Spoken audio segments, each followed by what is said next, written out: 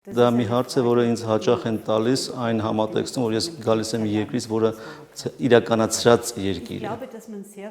Ես կարծում եմ, որ պետք է խիստ զգուշավոր լինել համեմատությունների մեջ, որտեղ յուրաքանչյուր ցեղասպանություն ունի իր առանձնահատկությունները։ Եվ երբեք չպետք է ընկնել այն թակարդը մեկը մյուսի դեմ դնելու առումով։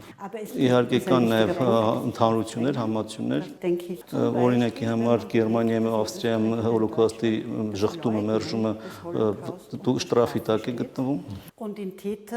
բայց հայոց ցեղասպանության իրականացնողները մինչև այսօր հերոսներ են իրենց երկրում։ Դե հարցը, որ արկախված է մնում արդեն 1 դարից ավելի, դա այն է, թե ինչու հոլոկոստը իրավական գնահատական ստացավ աշխարհում,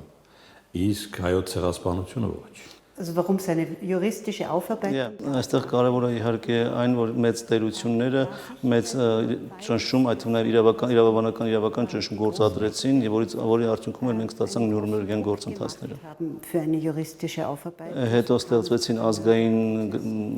ազգային դատարաններ Գերմանիայում եւ Ավստրիայում, թեև ոչ շատ մեծ ծավալներով։ Մենք չմոռանանք իհարկե, որ Օսմանյան կայսրությունը եւս պատերազմի ավարտից հետո մի փոքր ժամանակահատվածում եղավ իրավական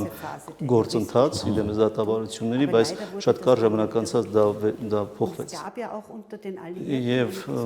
նաև մեծ տերությունների մոտ կար նպատակ ընդհանուր դատարան հիմնելու, բայց քանի որ Թուրքիան դրան դեմ գնաց, դա տեղի չունեցավ։ Եվ դա մեզ ցույց է տալիս, որ միջազգային իրավունքը նաև թույլ կողմեր ունի, հատկապես այն կախվածությունը, որ նա ունի հաճախ քաղաքականությունից։